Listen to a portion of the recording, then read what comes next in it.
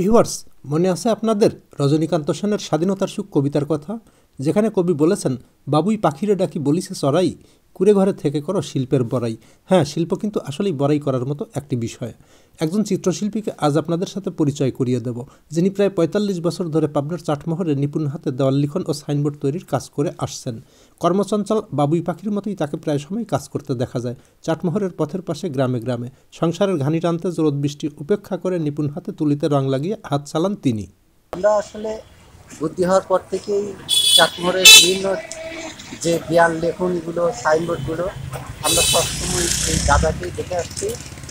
এবং শুরু থেকেই চাটমোহরে প্রথম যদি আর্টের কেউ থেকে থাকে, আমরা এই দিবার নামেই পরিচিত। দাদা আমাদের চাটমোহরে একটা পরিচিত। গুণী শিল্পী শ্যামলদার মুখেই শুনবো এই পেশায় কেমন আছেন তিনি, শুনবো উত্থান পতনের কথা, জীবন যুদ্ধ, জীবন সংগ্রামের কথা। দাদা, এই যে আর্টের আপনার একটা প্রতিষ্ঠান আছে, এটার নাম কি? দিবা আর্ট না, এটা তো অনেক বছরের প্রতিষ্ঠান। হ্যাঁ, অনেক বছর। কত বছর হবে? এখানে 80 সালে। 80 সাল, তার মানে প্রায় 45 বছর। লিখন করে বিভিন্ন দোকানের সাইনবোর্ড, বিল্ডিং এর বিভিন্ন সাইনবোর্ড নকশা এগুলো করেই কিন্তু উনি জীবিকা নির্বাহ করেন। তবে উনি কিন্তু সুদীর্ঘকাল যাবত এই পেশায় আছেন। আজকে আমরা দাদার কাছেই শুনবো ওনার এই পেশায় আসা এবং কতদিন যাবত এটা করছেন। দাদা, কেমন আছেন? ভালো আছে। আপনি কতদিন যাবত এই পেশায় আছেন? আমার প্রায় 40-45 বছর। 40-45 বছর। আপনি কিভাবে এই পেশায় আসলেন? প্রথম দিকে নেশা ছিল, তারপরে পেশায় আসলাম।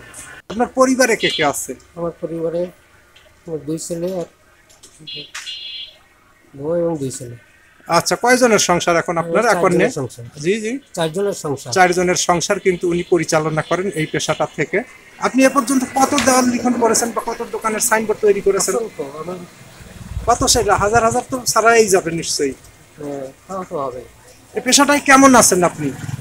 এখন বর্তমানে একটু কম, প্রযুক্তি পরিবর্তনের কারণে পরিবর্তন ঘটে গেছে, এই জন্য কিছু কম হয়ে গেছে। তার মানে প্রযুক্তির উন্নয়নের ইয়েতে থাবায় আপনার এই পেশাটাও বিলুপ্তির পথে বলছেন না? চাটমোহরে কতজন আছেন আপনারা এখন এই পেশায়?